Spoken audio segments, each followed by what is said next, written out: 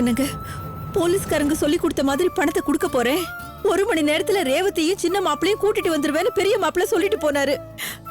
சொல்லிட்டு போய் 2 மணி நேரத்துக்கு மேல ஆகுது, இன்னும் வரலையேங்க. அதான் எனக்கும் புரியல அம்சா. போன இடத்துல ஏதாவது பிரச்சனையா என்னவோ? ஐயோ, அப்படிலாம் எதுவும் ஆயிருக்க கூடாதுங்க. மாலதி, உங்க வீட்டுக்காருக்கு ஒரு போன் பண்ணி என்ன ஆச்சுன்னு கேளுமா. கேளுமா. சரிம்மா, சீக்கிரம் பண்ணு.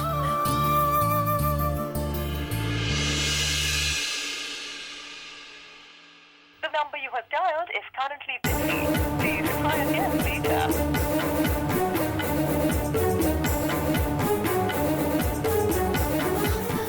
என்னாச்சுமா? லைன் போலப்பா. திருப்பியும் போடுமா. என்ன ஆச்சுடி? பெல் அடிக்குதுமா, ஆனா அவர் எடுக்க மாட்டேங்கிறாரு. ஐயோ, எனக்கு ரொம்ப பயமா இருக்குங்க.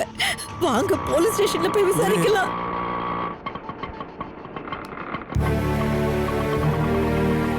இந்தாங்க ஒரு நிமிஷம்.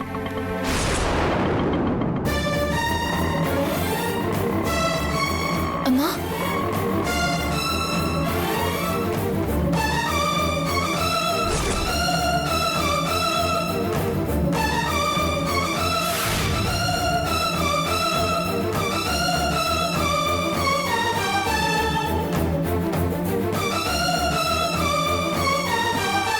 மாப்பிள்ள, ரேவதி சின்ன மாப்பிள்ள எங்க மாப்பிள்ள? சொல்லுங்க, என்ன ஆச்சு? என்னங்க என்னாச்சு மாப்பிள? சொல்லுங்க.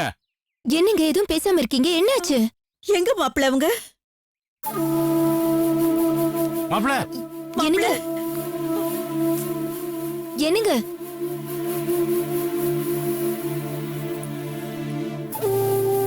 என்னங்க என்னங்க இது? நாங்க பாட்டு கேட்டுக்கிட்டே இருக்கோம், நீங்க பாட்டுக்கு பேசாம வரீங்க.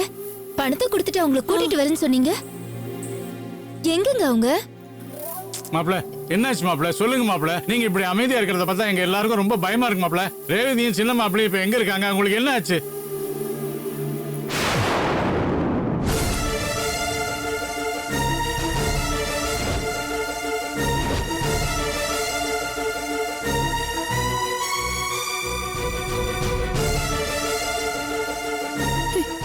என்ன மாப்பிள்ள இது? சட்டையில ரத்தமா இருக்கு. அத கொடு. என்ன மாப்பிள, சட்டையெல்லாம் ஒரே ரத்தமா இருக்கு. சின்ன மாப்பிள சட்டை மாதிரியே இருக்கு மாப்பிள. மகேஷ் போட்டிருந்த சட்டை தான் மாமா இது.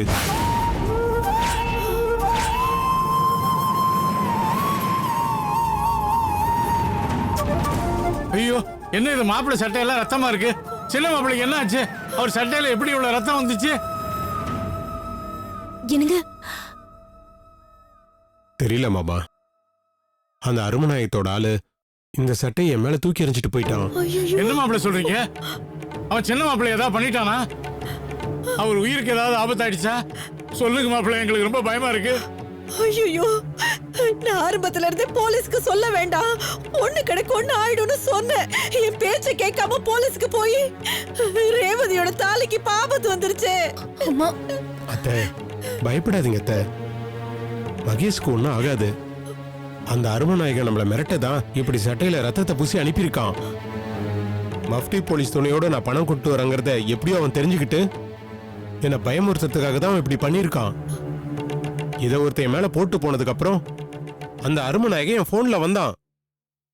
போலீஸ் கூட்டிட்டு வந்ததுனால நான் பணத்தை வாங்கறதுக்கு வரமாட்டேன், திரும்பி போயிடுன்னு சொன்னான்.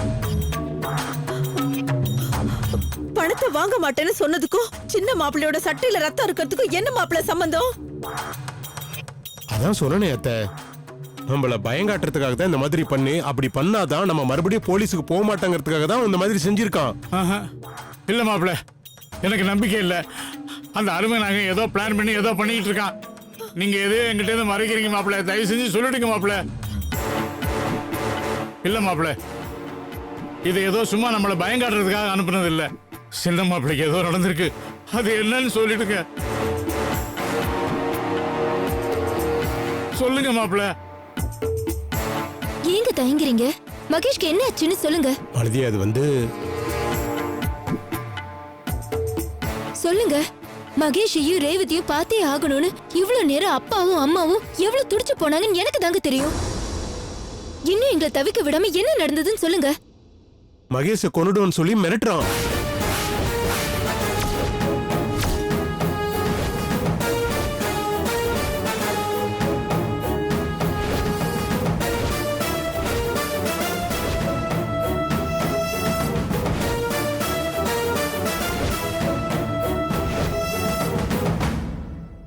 இதெல்லாம் சும்மா ஒரு மிரட்டல் தான், இதை நினைச்செல்லாம் பயப்பட வேண்டாம்னு போலீஸ் சொல்றாங்க.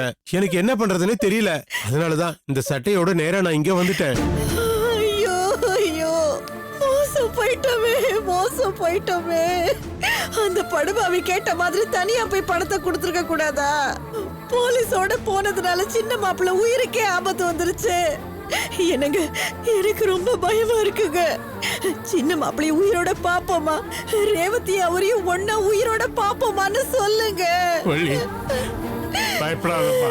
நம்ம யாருக்குமே என்னைக்குமே எந்த கெடுதலும் பண்ணதில்லை. அந்த கடவுள் நம்மளை கைவிட மாட்டான். பார்த்துக்கிட்டே இரு. சீக்கிரமே நம்ம ரேவதியும் சின்ன மாப்பிளையும் அந்த போலீஸ் கண்டுபிடிச்சு நம்ம கிட்ட கொண்டு வந்து சேர்த்துருவாங்க. தைரியமா இரு.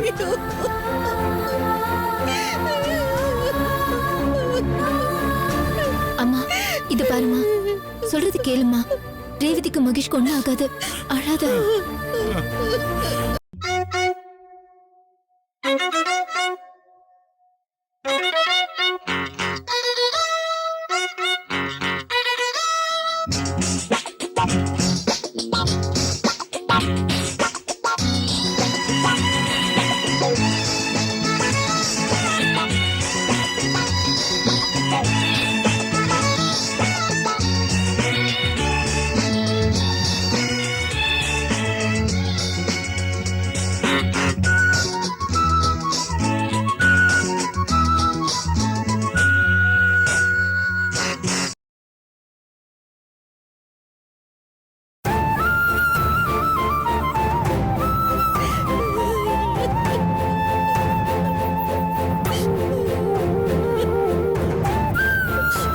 பொண்ணோட கதி அவ்வளவுதானாங்க. அம்மா, ஒண்ணு ஆயிருக்காது. ப்ளீஸ்மா, சொன்ன கேளுமா.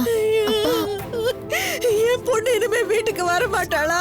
ஐயோ அம்மா, ஐயோ, அந்த படுவாவி என் பொண்ணை என்ன பண்ணான்னு தெரியலையே. அம்சா, நீ ஒன்னும் மனசு போட்டு குழப்பிக்காத. நம்ம பிள்ளைங்களுக்கு ஒண்ணும் ஆகாது. நம்ம யாருக்கும் எந்த கெடுதலும் பண்ணதில்லையம்மா. ஐயோ, கெடுதல் பண்ணாமலா இவ்வளவு நடக்குது? அம்மா ஒண்ணு இல்லம்மா. ஐயோ, நமக்கே தெரியாம நம்ம ஏதோ தப்பு பண்ணிருக்கோம். அதனாலதான் நம்ம பிள்ளைங்களுக்கு யாருக்காவது ஒண்ணு ஏதாவது வந்துகிட்டே இருக்கு.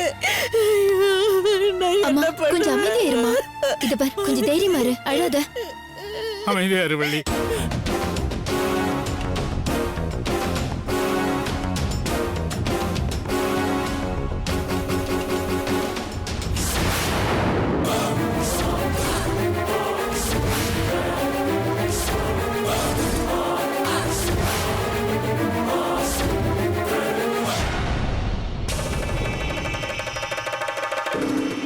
விரல்ல பாம்பு மோதிரம் போட்டிருக்கான். யாரா இருக்கும்?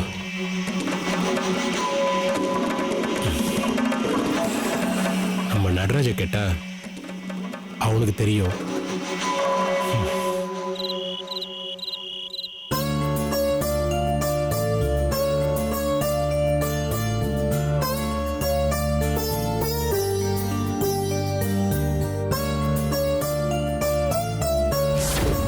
என் ஃப்ரெண்டு சந்திரசேகரன்னு பேரு.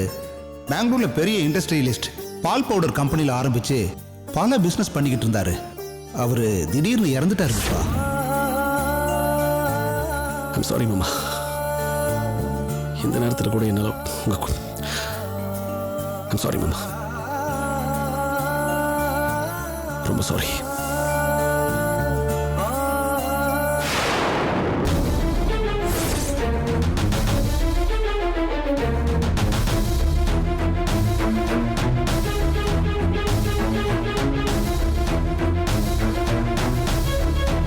விஸ்வா, நீங்களே அப்படி பேசுறீங்க. உங்க மனசுக்குள்ள இப்படி ஒண்ணு இருக்கும்னு நான் நினைச்சு கூட பார்க்கல. என் அப்பா மேல இவ்ளோ பாசமா உங்களுக்கு? அவர் கூடவே இருந்து அவரை ரிலீஸ் பண்ண முடியலையேன்னு வருத்தப்படுறீங்களா?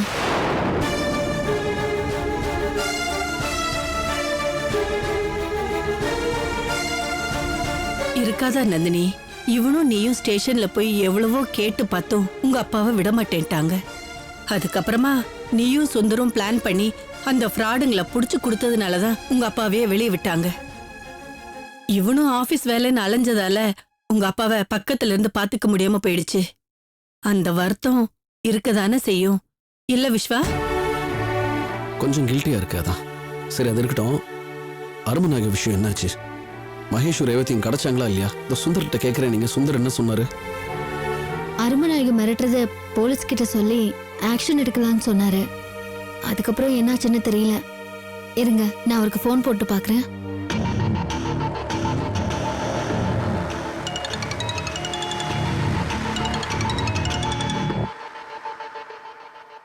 சொல்லு நந்தினி.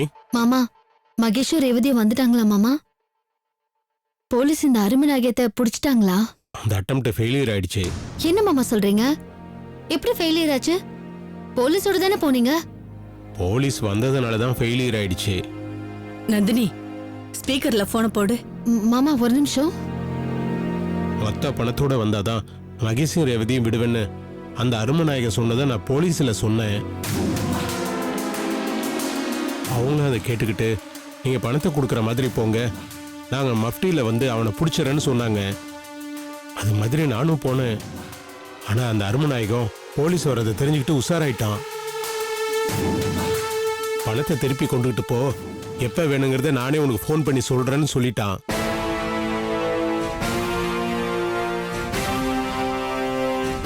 சுந்தர், நான் விஸ்வா பேசுறேன்.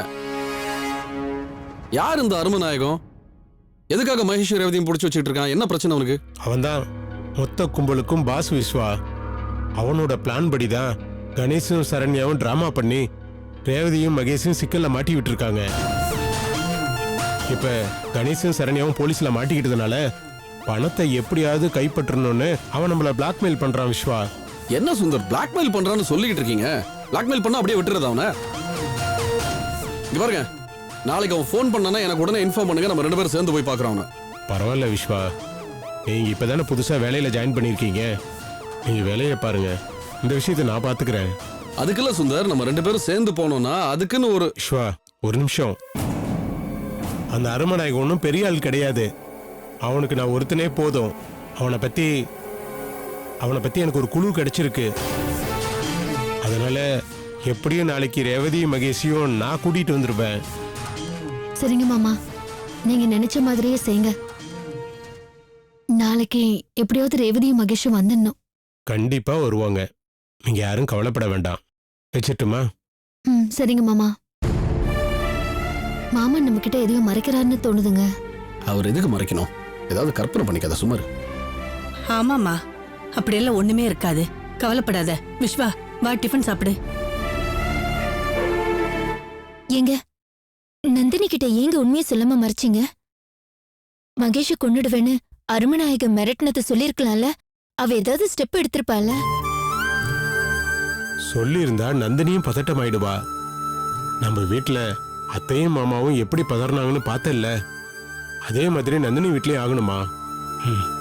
இப்பதான் எல்லா பிரச்சனையும் முடிஞ்சு விஸ்வாவும் நந்தினியும் ஒண்ணு சேர்ந்திருக்காங்க. அவங்க சந்தோஷத்தை கெடுக்கலாமா? அதனாலதான் உண்மையை சொல்லாம மாத்தி சொன்னேன். நாளைக்கு ரேவதியும் மகேஷும் வந்ததுக்கு அப்புறம் எல்லாம் உண்மையும் சொல்லிடலாம். நீங்க சொல்றது சரிதாங்க. அனாவசியமா அவங்கள டென்ஷன் ஆக்க வேண்டாம். அவங்களாவது நிம்மதியா இருக்கட்டும்.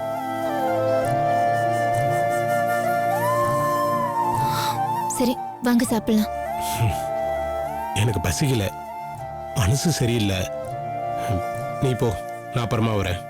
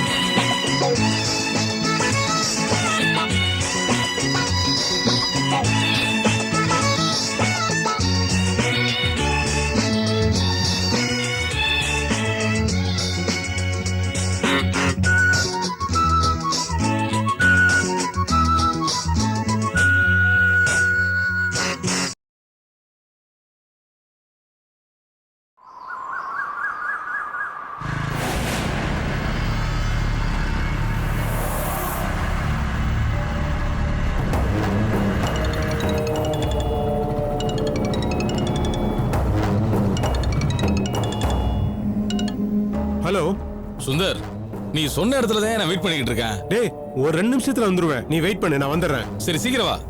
சரி.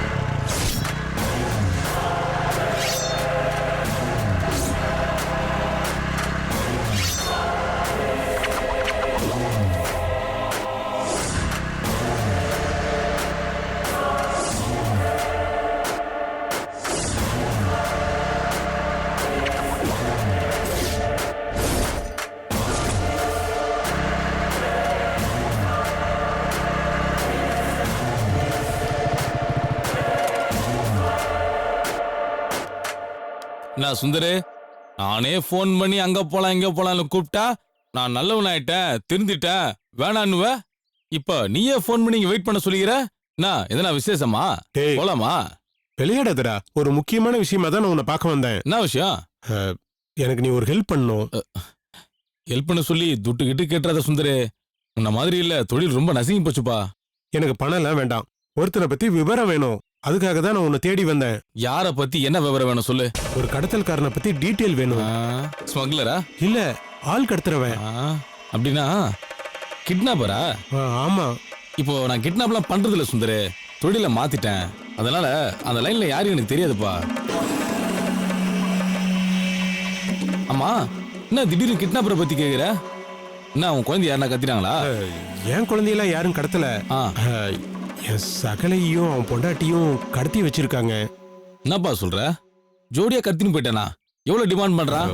ஒரு பெரிய அமௌண்ட் கேக்குறாங்க. இல்லனா அவங்க 2 பேரையும் கொன்னுடுவேன்னு சொல்லி மிரட்டுறாங்க. அதுக்காக தான் உன்னை பாக்குறதுக்காக வந்தேன்.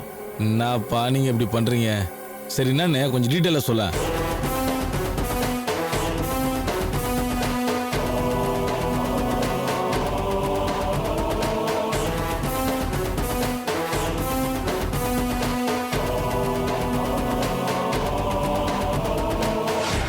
அந்த கடத்தல்காரன் சொன்ன மாதிரியே அவன் சொன்ன இடத்துக்கு நான் பணத்தோட போனேன்.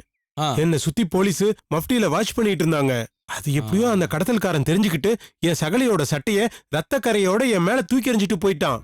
அவன் தூக்கி எறிஞ்சிட்டு போகும்போது அவன் கையில ஒரு மோதிரம் போட்டிருந்தான். அந்த மோதிரம் பாம்பு மோதிரம். அவன் யாருன்னு அடையாளம் கண்டுபிடிக்கிறதுக்கு எனக்கு அந்த மோதிரம் மட்டும்தான் அடையாளம். அதான் அந்த பாம்பு மோதிரம் யாரு போட்டிருக்காங்கன்னு தெரிஞ்சுக்கிறதுக்காக தான் உன்னை நான் இங்க வர சொன்னேன். யாரு பாம்பு மோதிரம் போட்டவன்? யாரு? சரி, நீ போயிட்டு ஈவினிங் வா சுந்தரு. அதுக்குள்ள யாருன்னு நான் ட்ரேஸ் பண்ணி வைக்கிறேன். ஈவினிங்கா? இப்பெல்லாம் கிட்னாப்பிங் செய்யறதுலாம் கேசவன் கேங்கு தான். அவங்க கிட்ட கேட்டு தான் சொல்ல முடியும். அதான் சொன்னேன். ஏன் நடராஜ், இப்ப கேட்டு சொல்ல முடியாதா? அவன் என்ன முள்ளுகிறானோ என்னவோ, அதெல்லாம் தெரிஞ்சுதானே பேச முடியும். அதனாலதான் சொல்றேன், நீ ஈவினிங் வா, உன் மேட்டை நான் முடிச்சு குத்துறேன். சரி நடராஜ், அது நாம செஞ்சிரு. கண்டிப்பா நான் வரேன். வா சுந்தரு.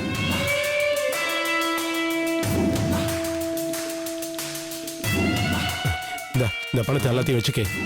என்ன சுந்தரு, துட்டுக்கோசரமா பழகிறான், இப்படி துட்டை குத்து அசிங்கப்படுத்திட்டிய. இந்தா, இது போதும் குவார்டருக்கு. என்ன பறிச்சா?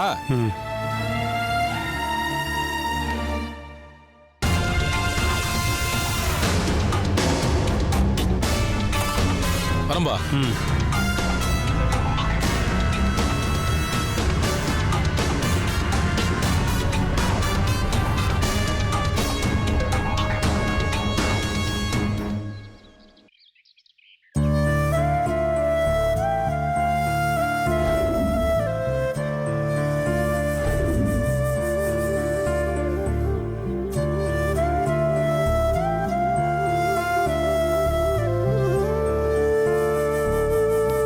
அகிலா மேடம், வாங்க உட்காருங்க. தேங்க்யூ. நான் சொன்ன மாதிரி எல்லாத்தையும் எழுதி கொண்டு வந்துட்டீங்கல்ல? எல்லாம் ரெடியா இருக்குமா? இது டிராஃப்ட் காப்பி தான்மா. நீங்க இதை படிச்சுட்டு ஓகே சொன்னீங்கன்னா ஃபைனல் ரெடி பண்ணிடுவோம். ஓகே.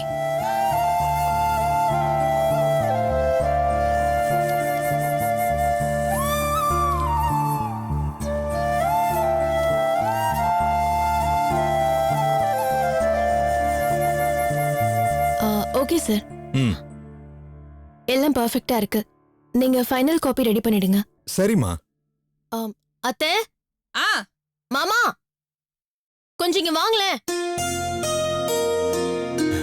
என்னம்மா அகிலா, எங்கேயாவது வெளியில போகணுமா? நான் வேணா பாடி கார்டா வரட்டுமா?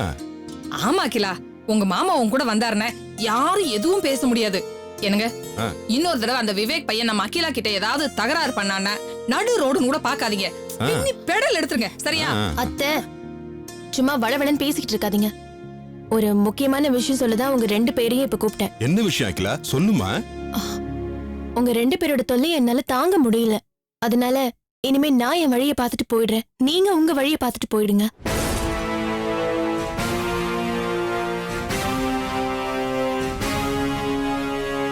இவ்வளவு வருஷமா எங்க குடும்பத்துக்கு நீங்க ரொம்ப உழைச்சிருக்கீங்க. அதனால உங்களுக்கு அப்பாவோட சொத்துல இருந்து 20% தரேன். வாங்கிட்டு இடத்த காலி பண்ணுங்க. இடத்த காலி பண்றதா? என்ன அகிலா சொல்ற? வேற வழி இல்ல மாமா. இனிமே நீங்க 2 பேரும் இங்க இருக்க வேண்டாம். வீட்டை காலி பண்ணிட்டு போயிடுங்க.